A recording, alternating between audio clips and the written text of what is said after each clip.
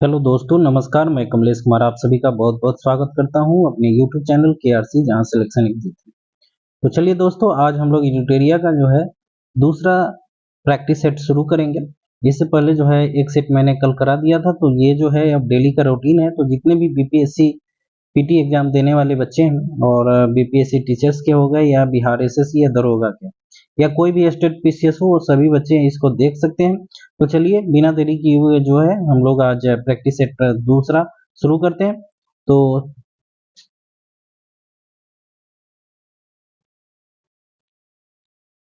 आज का पहला क्वेश्चन है, निम्न में से कौन सा मूल अधिकार केवल भारतीय नागरिकों को ही प्राप्त है?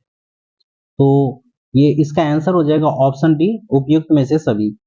ऑप्शन 15, 16 एवं 19 जो है और 29, 30, ठीक है, ये जो है केवल भारतीय नागरिकों को प्राप्त है।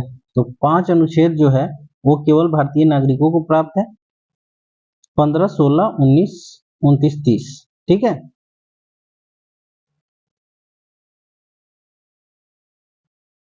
तो यहाँ देखते हैं हम लोग अनुच्छेद 15 में क्या है। तो धर्म, नस्ल एवं जाति के आधार पर जो है ना कोई भेदभाव नहीं किया जाएगा।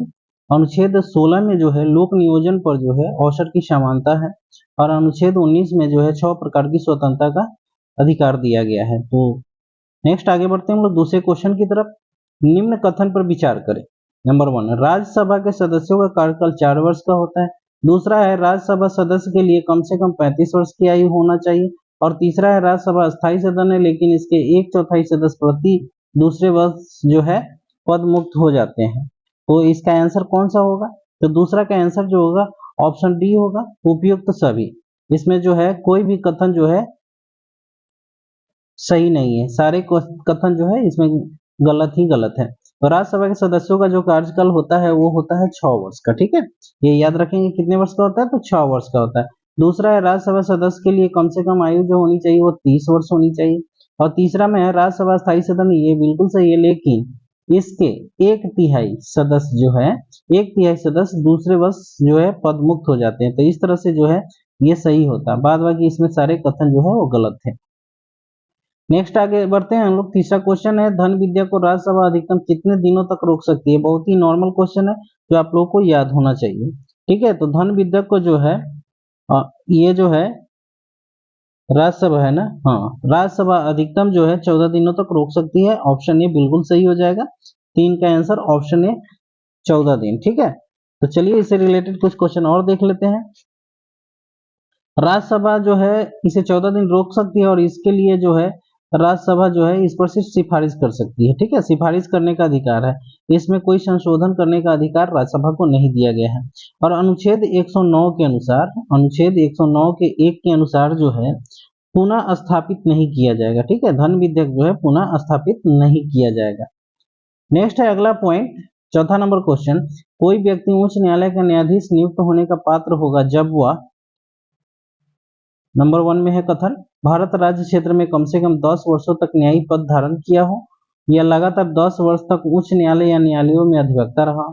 दूसरा है उसकी आयु कम से कम 35 वर्ष हो।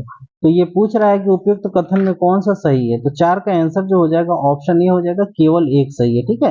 केवल एक सही है, इसके लिए जो है न्यूनतम आयु जो है कुछ नहीं दिया जाएगा, ठीक है। उच्च न्यायालय के न्यायाधीश के लिए न्यूनतम आयु कुछ नहीं है। नेक्स्ट आगे बढ़ते हैं हम लोग 5वां नंबर क्वेश्चन की तरफ। 5वां नंबर क्वेश्चन है, वित्तीय आपात उद्घोषणा का अनुमोदन करने वाले संकल्प सदन के दोनों सदनों द्वारा कितने माह के भीतर होने चाहिए? तो 5 का आंसर ऑप्शन सी होगा, 2 माह के भीतर होना चाहिए, ठीक है, 2 माह के भीतर। अगला पॉइंट है, भारत में पहली बार केंद्र सरकार के विरुद्ध लोकसभा में अविश्वास प्रस्ताव कब लाया गया था? तो छठा का आंसर जो हो जाएगा, देख लेते हैं, छठा का आंसर क्या हो जाएगा, ऑप्शन बी हो जाएगा, ठीक, 1963 में लोकसभा में अविश्वास प्रस्ताव 1963 के समय लाया गया था। लोकसभा जो है अनुच्छेद किसमें है ये आप लोगों को पता होना चाहिए। तो लोकसभा जो है, लोकसभा के गठन का प्रावधान जो है अनुच्छेद जो है 81 में है, ठीक है। 79 में संसद है, आपको याद होना चाहिए, और 80 में है राज्यसभा, ठीक है। 79 में संसद है, 80 में राज्यसभा है और 81 में लोकसभा है, ठीक है। थोड़ा सा और इस पर डिटेल कर देते हैं कि अभी वर्तमान में चुनाव हुए हैं, तो उसको देखते हुए आपको ये भी याद होना चाहिए कि लोकसभा में सदस्यों की संख्या जो है सबसे अधिक किसमें है, तो यूपी में। यूपी में कितना है लोकसभा सदस्यों की संख्या, सीटों की संख्या तो 80 है। उसके बाद महाराष्ट्र आता है, महाराष्ट्र में कितना है, तो महाराष्ट्र में 48 है। उसके बाद वेस्ट बंगाल मतलब पश्चिम बंगाल आता है, तो पश्चिम बंगाल में जो है वो कितना है, तो पश्चिम बंगाल में 42 है। और उसके बाद अपना बिहार आता है, तो बिहार में जो है वो 40 है। तो ये चार क्रम ऊपर से आप लोग जरूर याद रखेंगे, ठीक है। नेक्स्ट आगे बढ़ते हैं हम लोग। राज्य के नीति निर्देशक तत्वों के प्रवर्तन के लिए किस अनुच्छेद में उपबंध किया गया, ठीक है। तो सात का आंसर ऑप्शन ए हो जाएगा, अनुच्छेद 37। अनुच्छेद 37 में किया गया है। नीति निर्देशक तत्वों के प्रवर्तन के लिए अनुच्छेद जो है 37 है। नेक्स्ट आगे बढ़ते हैं हम लोग।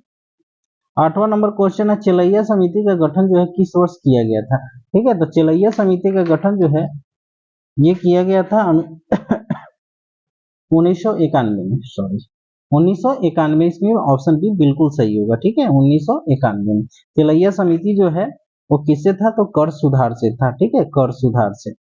नेक्स्ट है 9 नंबर क्वेश्चन, निम्न में से किस क्रांति का संबंध कोको उत्पादन या चमड़ा उत्पादन से है, ठीक है। तो 9 का आंसर ऑप्शन ए हो जाएगा, भूरी क्रांति, ठीक है। भूरी क्रांति जो है कोको उत्पादन या चमड़ा से, भूरी क्रांति। लेकिन भूरी क्रांति का संबंध जो है वो उर्वरक से है। आई थिंक ये आप लोग थोड़ा सा देखिएगा, क्योंकि ये मुझे डाउटफुल लग रहा है। भूरी क्रांति का संबंध जो है वो उर्वरक से है।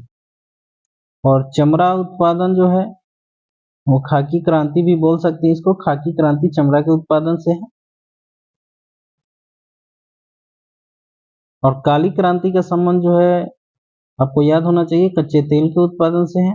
और गोल्डन क्रांति जो है, स्वर्ण क्रांति बागवानी या फल उत्पादन से है, ठीक है, फल एवं उत्पादन से है। तो इसका आंसर जो है हमारे अनुसार कोको उत्पादन जो है धूसर क्रांति होना चाहिए। इसको देखिएगा, थोड़ा डाउटफुल क्वेश्चन है, आप सभी बताइएगा इसका आंसर क्या होगा, आप लोग ही बता दीजिएगा। ऐसे मैंने भूरी क्रांति बता दिया उर्वरक से है, काली क्रांति जो है तो आपका कच्चा तेल के उत्पादन से, गोल्डन क्रांति या स्वर्ण क्रांति जो है वो फल उत्पादन एवं बागवानी से है, ठीक है। तो इसका आंसर धूसर क्रांति होना चाहिए, लेकिन यहाँ पर ऑप्शन ए दिया हुआ है जो मुझे थोड़ा सा डाउट है, आप लोग जरूर बताएंगे। नेक्स्ट आगे बढ़ते हैं हम लोग 10वें नंबर क्वेश्चन की तरफ।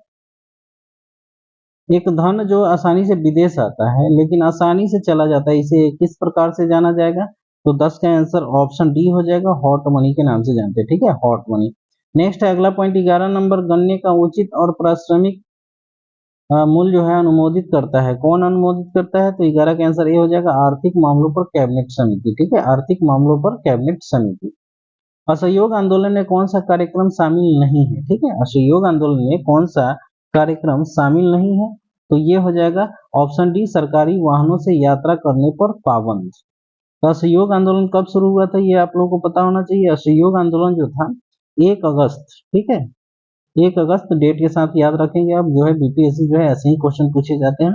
1 अगस्त 1920 को हुआ था। ये गांधी जी के द्वारा जो है नागपुर अधिवेशन में इसकी पुष्टि की गई थी, ठीक है, नागपुर अधिवेशन में जो है इसके प्रस्ताव की पुष्टि की गई थी। और प्रस्ताव जो दिया था सी आर दास ने दिया था, ठीक है, चितरंजन दास के द्वारा दिया गया था। नेक्स्ट आगे बढ़ते हैं हम लोग। दांडी मार्च की समाप्ति जो है किस तिथि को हुई थी, दांडी मार्च की समाप्ति किस तिथि को हुई थी, तो 13 का आंसर जो हो जाएगा 6 अप्रैल 1930 को, ठीक है, 6 अप्रैल 1930, ऑप्शन सी बिल्कुल सही है। और दांडी मार्च जो है कब शुरुआत हुआ था दांडी मार्च का, तो दांडी मार्च की शुरुआत जो हुई थी ये आपको याद होना चाहिए, 12 मार्च 1930 को शुरू हुआ था। ये लगातार जो है 24 दिन तक चला था, ठीक है, 24 दिन के बाद जो है ये खत्म हुआ 6 अप्रैल 1930 को। और इसमें जो है कितने समर्थक भाग लिए थे, तो 78 समर्थक भाग लिए थे। और 78 समर्थक भाग लिए थे, और 321 मील की दूरी इन्होंने तय की थी, कहीं कहीं 22 भी लिखा रहता है, 322, ठीक है। और ये कहाँ से चले थे, तो साबरमती आश्रम से चले थे, ठीक है, साबरमती आश्रम से। अगला पॉइंट है, गांधी जी के जीवन काल में घटी निम्न घटनाओं का कालक्रम सही नहीं है, कौन सा कालक्रम सही नहीं है, तो 14 का आंसर डी हो जाएगा, भारत छोड़ो आंदोलन 23 मार्च 1942।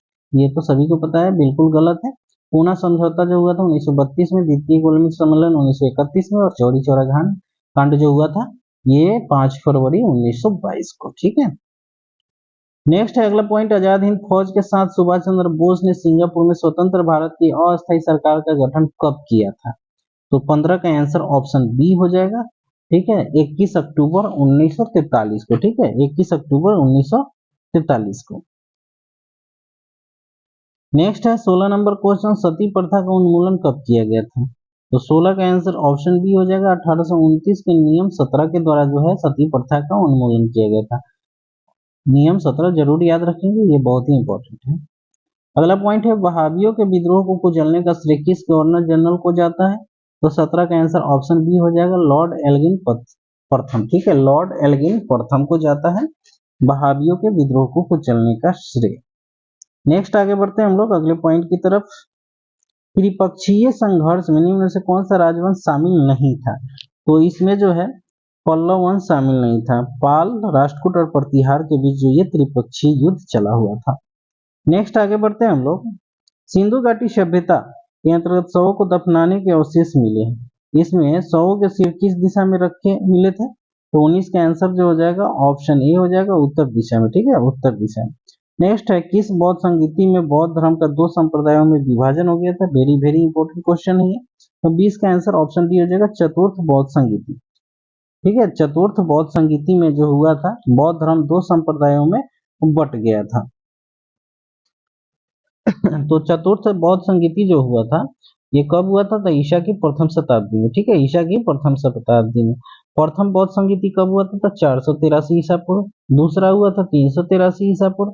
और तीसरा जो हुआ था वो कब हुआ था? तो 250 ईसा पूर्व में। और ईसा की प्रथम शताब्दी में जो हुआ था ये हुआ था अपना चतुर्थ बौद्ध संगीति। तो चतुर्थ बौद्ध संगीति के समय जो था राजा कौन था? तो वो कनिष्क थे। ठीक है, कनिष्क थे। और ये कहाँ पर हुआ था? तो कुंडलग्राम, जम्मू कश्मीर में हुआ था। ठीक है, उस समय अध्यक्ष जो थे वसुमित्र या अशोक घोष थे। नेक्स्ट है अगला point 21 number question, Mahavir Swami को किस नदी के तट पर कैवल्य की प्राप्ति हुई थी? तो ये आपको याद होना चाहिए, रिजु पालिका नदी के किनारे। ठीक है, रिजु पालिका नदी के किनारे कैवल्य की प्राप्ति हुई थी। उसके बाद ये जीन, विजेता, अरिहत सारे चीज से जाने जाने लगे। ठीक है, जीन, अरहत और विजेता के नाम से ये जाने लगे थे। ठीक है, नेक्स्ट है, आजीवक संप्रदाय के संस्थापक निम्न में से कौन थे? आजीवक संप्रदाय के संस्थापक मोखलीपुत्र गोशाल थे। ठीक है, ऑप्शन सी बिल्कुल सही होगा 22 का। आगे बढ़ते हैं 23 नंबर क्वेश्चन, किस मुगल शासक के शासन काल को स्थापत्य कला का स्वर्णिम काल कहा जाता है? ये हो जाएगा शाहजहां। ठीक है, शाहजहां के काल को स्थापत्य कला का स्वर्णिम कहते हैं। जहांगीर को चित्रकला का स्वर्णिम काल कहा जाता है। और अकबर का जो है हिंदी साहित्य का जो है स्वर्ण काल माना जाता है। आगे बढ़ते हैं हम लोग, मुगल काल में मुहत्सिब कौन होता था? मुहत्सिब का क्या काम था? तो ऑप्शन डी हो जाएगा, आचरण अधिकारी को मुहत्सिब कहा जाता था मुगल काल में। दीवान अर्ज किस विभाग से संबंधित है? वीवीआई क्वेश्चन है। तो दीवान अर्ज जो है ये सैन्य विभाग से संबंधित है, जिसे बलबन ने स्थापित किया था। बलबन ने, ठीक है, जो गुलाम वंश का संस्थापक, ये सॉरी गुलाम वंश से संबंधित है। नेक्स्ट है, बसावन और दसवंत किस शासक के दरबारी चित्रकार थे? वीवीआई क्वेश्चन है। तो 26 का आंसर ऑप्शन बी हो जाएगा, अकबर के दरबारी चित्रकार थे बसावन और दसवंत। नेक्स्ट है अगला पॉइंट 27 नंबर क्वेश्चन, निम्नलिखित में से कौन सुमेलित नहीं है? ठीक है, कौन सुमेलित नहीं है? तो देखिए, नरौरा जो है उत्तर प्रदेश में परमाणु गृह है, वेरी गुड, सही है ये। तारापुर महाराष्ट्र में है, काकरापारा जो है गुजरात में है, और कुडनकुलम जो है तमिलनाडु में है, जो कि यहाँ कर्नाटक दिया हुआ है। ये गलत है, तो ऑप्शन बी यहाँ पर गलत हो जाएगा। ठीक है, कुडनकुलम कहाँ है? तमिलनाडु में, ये याद रखेंगे। अगला पॉइंट है, 38वीं समानांतर रेखा किन दो देशों के मध्य है? ठीक है, 38वीं समानांतर रेखा किन दो देशों के मध्य है? तो इसका आंसर हो जाएगा उत्तर कोरिया एवं दक्षिण कोरिया। ठीक है, उत्तर कोरिया एवं दक्षिण कोरिया। तो उत्तर कोरिया की राजधानी प्योंगयांग और दक्षिण कोरिया की राजधानी सियोल है। ठीक है, सियोल है। और उत्तरी वियतनाम, यहाँ देख लेते हैं, उत्तरी वियतनाम और दक्षिणी वियतनाम के बीच जो है 17वीं समानांतर रेखा है। अमेरिका एवं कनाडा के बीच जो है 49वीं है। और जर्मनी और फ्रांस के बीच जो है कौन सी रेखा है ये आप लोग बताएंगे। ठीक है, जर्मनी और फ्रांस के बीच कौन सी रेखा है ये आप लोग बताएंगे। ठीक है, नेक्स्ट है 29 नंबर क्वेश्चन, निम्नलिखित में से कौन सा एक अच्छे ईंधन का गुण नहीं है, नहीं पूछा जा रहा है, ठीक है। तो ये हो जाएगा जलने के बाद ज्यादा से ज्यादा अवशिष्ट और हानिकारक गैसों का उत्सर्जित होना, ये गुण नहीं है। बाद बाकी ये सारे गुण इनमें जरूरी है। नेक्स्ट आगे बढ़ते हैं हम लोग। सूची 1 को सूची 2 के साथ मिलाना है। देखते हैं यहाँ पर विटामिन B7, ठीक है, इसके लिए जरूरी है विटामिन B12, विटामिन ई और विटामिन के। इसको आप लोग मिला सकते हैं। विटामिन के जो है रक्त के जमने में, ठीक है, तो डी का 2 हो जाएगा। विटामिन ए जो है क्या करेगा, बाष्पन उत्पन्न होता है लगभग, सी का जो है 4 हो जाएगा। और विटामिन बी ट्वेल्व जो है प्राणसी अरक्तता को ये खत्म करेगा। और विटामिन B7 जो है बालों का झड़ना, ठीक है। तो इस तरह से इसका आंसर हो जाएगा 3, 1, 4, 2, ठीक है, 3, 1, 4, 2 ऑप्शन ए बिल्कुल सही हो जाएगा 30 का, ऑप्शन ए। नेक्स्ट है आगे बढ़ते, तारों के मध्य दूरी ज्ञात करने की इकाई क्या है, ठीक है। तो तारों के मध्य दूरी ज्ञात करने की इकाई जो है ऑप्शन सी गैलेक्टिक इकाई है, ठीक है, गैलेक्टिक इकाई है। अगला पॉइंट है, निम्नलिखित में से कौन सा रोग पुरुषों की तुलना महिलाओं में बहुत कम होता है, ठीक है। तो 32 का आंसर ऑप्शन बी हो जाएगा वर्णांधता। वर्णांधता जो है जिसे हम कलर ब्लाइंडनेस बोलते हैं, जिसमें लाल और हरा रंग पहचानने की क्षमता नहीं होती है, ठीक है, ये महिलाओं में बहुत कम होती है। नेक्स्ट आगे बढ़ते हैं, हीमोग्लोबिन लाल रक्त कोशिकाओं के अंदर का एक प्रोटीन और है, और यह निम्न में से किसका वहन करता है। तो 33 का आंसर जो जाएगा ऑप्शन ए हो जाएगा, ऑक्सीजन का वहन करता है। नेक्स्ट है, किसी पदार्थ को एक अवस्था से दूसरी अवस्था में बिना तापमान में बदलाव के परिवर्तन होने के लिए आवश्यक ऊष्मा की मात्रा को क्या कहेंगे।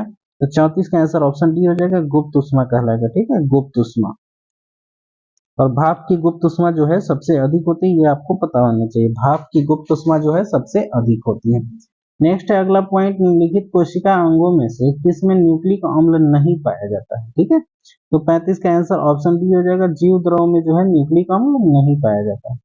अगला पॉइंट है 36 नंबर, निम्न में से कौन सा विटामिन ए का अच्छा स्रोत नहीं है, ठीक है। तो 36 का आंसर ऑप्शन सी हो जाएगा, जंतुओं के यकृत एवं गुर्दे जो है ए का अच्छा उदाहरण नहीं है। नेक्स्ट है 37 नंबर क्वेश्चन, सूची 1 को सूची 2 के साथ मिलाना है।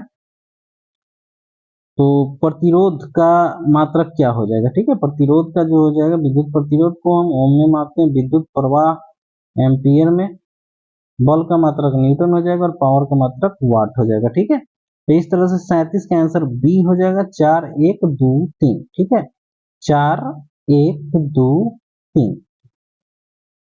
नेक्स्ट है, धातुओं में सबसे कम घनत्व वाला तत्व कौन सा होता है, ठीक है, धातुओं में सबसे कम घनत्व वाला तत्व कौन सा होता है। तो 38 का आंसर बी हो जाएगा, लिथियम जो है सबसे कम घनत्व वाला सबसे हल्का होता है, ये लिथियम। 39 नंबर, प्राकृतिक रबर के बारे में निम्नलिखित में कौन सा कथन सही है, ठीक है। तो 39 का आंसर ए हो जाएगा, यह एक प्राकृतिक बहुलक है और इसमें लोचदार गुण पाए जाते हैं, ऑप्शन ए बिल्कुल सही है। अगला पॉइंट है, किसी तत्व का रासायनिक गुण निम्न में से कौन तय करता है।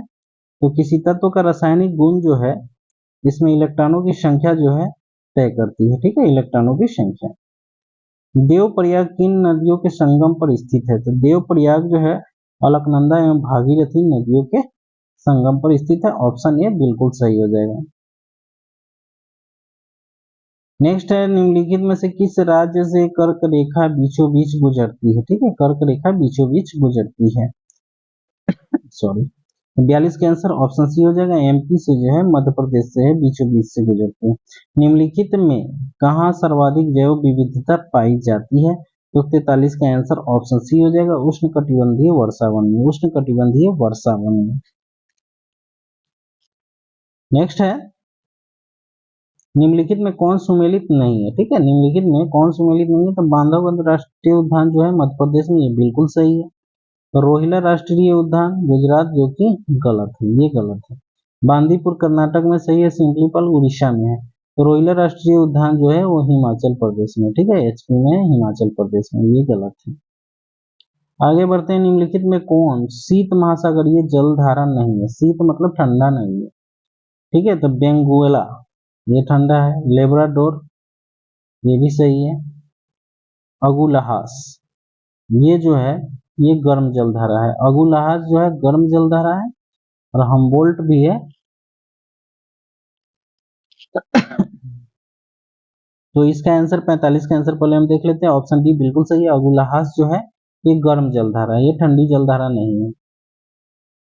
हम्बोल्ट, बेंगोला और लेब्राडोर जो है ये ठंडी जलधारा है। अगुलहास जो हिंद महासागर की गर्म जलधारा है, इसको याद रखेंगे, हिंद महासागर। नेक्स्ट है, निम्नलिखित में से किस नदी को दक्षिण भारत की गंगा कहते हैं? दक्षिण भारत की गंगा जो है वो कावेरी को कहा जाता है। ऑप्शन बी बिल्कुल सही हो जाएगा। ठीक है, अगला पॉइंट है, प्रशांत महासागर क्षेत्र में रिंग ऑफ फायर किस लिए जाना जाता है? तो प्रशांत महासागर में जो है रिंग ऑफ फायर जो है किस लिए जाना था? ऑप्शन बी हो जाएगा 1 एवं 2 के लिए, मतलब भूकंप एवं ज्वालामुखी के लिए। ठीक है, भूकंप एवं ज्वालामुखी के लिए। अगला पॉइंट है, निम्नलिखित में से कौन सही सुमेलित नहीं है? ठीक है, नहीं है। तो 48 का आंसर जो हो जाएगा ऑप्शन डी, गिब्सन जो है वो ऑस्ट्रेलिया में, अफ्रीका में नहीं है। ठीक है, तो तकला मकान चीन में है। ये थार जो है भारत में रेगिस्तान है। आटाकामा जो है मध्य चिली, चिली में है। और गिब्सन जो है वो ऑस्ट्रेलिया में है, जो कि यहाँ अफ्रीका दिए हुए बिल्कुल गलत है। नेक्स्ट है 49 नंबर क्वेश्चन, प्रतिरोधात्मक या घर्षणात्मक बेरोजगारी क्या है? ठीक है, तो 49 का आंसर सी हो जाएगा। व्यवसाय रोजगार परिवर्तन की प्रक्रिया के दौरान श्रमिक व्यक्ति का कुछ समय के लिए बेरोजगार होना जो है वो प्रतिरोधात्मक या घर्षणात्मक बेरोजगारी है। नेक्स्ट है आज के सेशन का लास्ट क्वेश्चन, न्यूनतम समर्थन मूल्य एमएसपी के बारे में निम्नलिखित कथनों पर विचार करें। नंबर 1 कथन है कि न्यूनतम समर्थन मूल्य आर्थिक मामलों की मंत्रिमंडलीय समिति द्वारा प्रस्तावित की जाती है। दूसरा है कि न्यूनतम समर्थन मूल्य कृषि लागत एवं मूल्य आयोग द्वारा अनुमोदित की जाती है। निम्न में से कौन सा सही है, ये आपको चुनना है। ठीक है, तो 50 का आंसर ऑप्शन सी हो जाएगा, 1 एवं 2 दोनों सही है। ठीक है, 1 एवं 2 दोनों सही है। तो दोस्तों ये आज का सेशन आप लोगों को कैसा लगा? कुछ क्वेश्चन का मैंने डिटेल भी थोड़ा बहुत बता दिया है। अगर आप लोग कहिएगा तो मैं सारे क्वेश्चन का डिटेल जो है उससे रिलेटेड 2-4 क्वेश्चन मैं जरूर बता दूंगा। थोड़ा टाइम लगेगा। आप लोग अगर देखना चाहें ऐसे वीडियो तो जरूर बताइएगा और कमेंट बॉक्स में लिखिए कि चारों ऑप्शन का डिटेल दिए, उससे रिलेटेड क्वेश्चन भी कराएं। ऐसे करने से होता क्या है कि आपकी याददाश्त क्षमता बढ़ेगी और जीके आपका बहुत स्ट्रांग हो जाएगा। तो दोस्तों ये सेशन आप लोगों को अगर अच्छा लगे तो जरूर शेयर कीजिए दोस्तों के साथ और लाइक कमेंट करना ना भूलें। तो फिर मिलते हैं कल हम अगले वीडियो के साथ। ठीक है, सेट प्रैक्टिस तीसरा लेकर, जो आपके सभी एग्जाम्स के लिए बहुत ही इंपॉर्टेंट होने वाले हैं। तो देखना ना भूलें केआरसी, जहाँ सिलेक्शन एग्जिट है, एडिटोरिया का ये बहुत ही अच्छा सेशन चल रहा है, इसे मिस नहीं कीजिए और अपनी तैयारी को जारी रखिए। तो फिर मिलते हैं सेट प्रैक्टिस 3 को लेकर अगले वीडियो में। तब तक के लिए अपनी पढ़ाई जारी रखें। धन्यवाद दोस्तों।